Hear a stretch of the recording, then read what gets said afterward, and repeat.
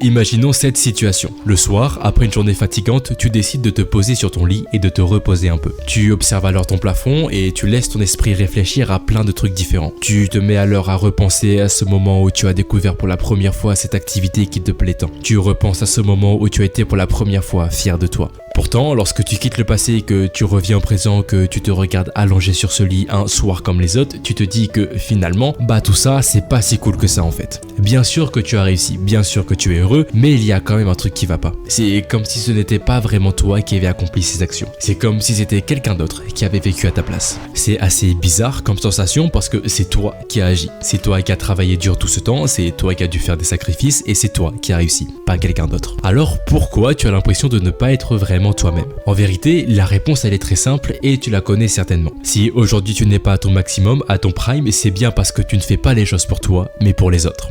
C'est quasiment sûr que ton rêve est de devenir riche, d'aller habiter dans un pays étranger pour ne pas payer d'impôts et de profiter de la vie. Parce que t'avais entendu un mec parler de ça sur internet. Et je ne suis pas en train de te dire que c'est forcément mauvais, mais plutôt que tu es en train de vivre le rêve de quelqu'un d'autre, pas le tien. Alors la question maintenant, c'est de savoir comment faire et comment éveiller son véritable potentiel. Parce que c'est ça, le réel objectif. C'est de trouver dans quoi tu es bon et de devenir le meilleur dans ce domaine. Et si tu t'attends à une vidéo qui va durer 30 heures et qui est pleine de vide, sache que je vais te donner le moyen le plus efficace pour le faire et ça en seulement quelques minutes. Ok, alors pour que tu puisses libérer ton plein potentiel, il faut que tu débloques 2 paliers très importants selon moi. Et pour que tu puisses comprendre le premier, prenons Cristiano Ronaldo comme exemple. Bon, je ne vais pas refaire toute l'histoire, mais pour ceux qui ne savaient pas, Cristiano, il vient d'un milieu assez pauvre de Madère et vit avec sa famille dans un logement assez simple. Bref, c'est pas non plus un privilégié. Et pourtant, même s'il vient de nulle part, il a quand même réussi à devenir l'un des meilleurs joueurs de tous les temps. Alors, comment il a fait? Eh bien en fait, lors de son adolescence, il a pris une décision qui allait changer sa vie à tout jamais, même si lui à ce moment-là, il ne le savait pas. Ce qui va se passer, c'est qu'à ses 11 ans, il décide de quitter sa famille pour rejoindre un club de foot au Portugal. Et lorsque je te dis que cette décision est très importante, ce n'est pas pour rien. Parce que c'est grâce à ce sacrifice qu'il est devenu un grand joueur de football.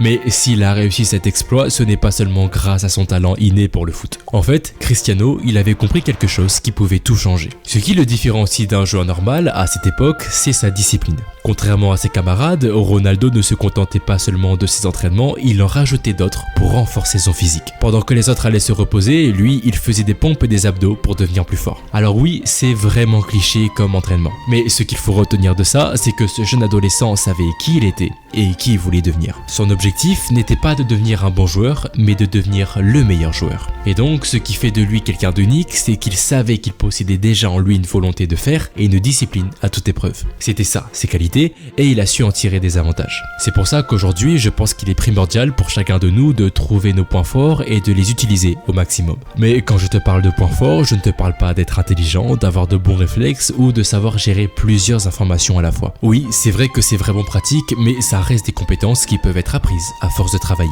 Moi, ce que j'aimerais, c'est plutôt que tu trouves ce qui te différencie des autres. Par exemple, moi, je suis quelqu'un d'assez calme et ça me permet de résoudre plus facilement les conflits, d'être plus patient, plus discipliné et donc de progresser plus vite. Mais il n'y a pas que ça. Si là tu décides d'arrêter la vidéo et d'appliquer ce que je viens de dire, il y a de fortes chances pour que ça ne marche pas. Parce qu'il te manque encore quelque chose de très important pour vraiment débloquer ton véritable potentiel. Et pour le comprendre, on va devoir revenir sur l'exemple le plus important de cette vidéo. Ok, donc Cristiano Ronaldo, il a réussi parce qu'il savait ce qui faisait de lui quelqu'un de différent. Mais en fait, je ne t'ai pas tout dit à propos du potentiel de ce gars. Parce que si on met de côté tout ce que je viens de te dire, on remarque qu'il a aussi réussi son objectif grâce à autre chose. En fait, ce qui le différencie des autres joueurs, c'est certes son potentiel, mais c'est surtout le fait qu'il voulait vraiment réussir. Je pense que tu seras d'accord avec moi si je te dis que pas tout le monde a le même potentiel et donc la même probabilité de réussir. Parce qu'on ne vient pas tous au monde avec une cuillère en or dans la bouche et Cristiano est l'exemple parfait de l'homme qui a réussi à s'élever au rang de légende en partant d'absolument rien, mis à part son talent. Il est la plus belle démonstration de ce que peut accomplir la volonté d'un homme qui ne se fixe aucune limite. Il avait beau partir avec un potentiel pas ouf et des qualités telles que la patience et la persévérance, il a quand même réussi à devenir le meilleur parmi les meilleurs. Il n'a pas attendu la chance, il l'a provoqué. Mais donc, toi, comment tu peux faire pour lui ressembler?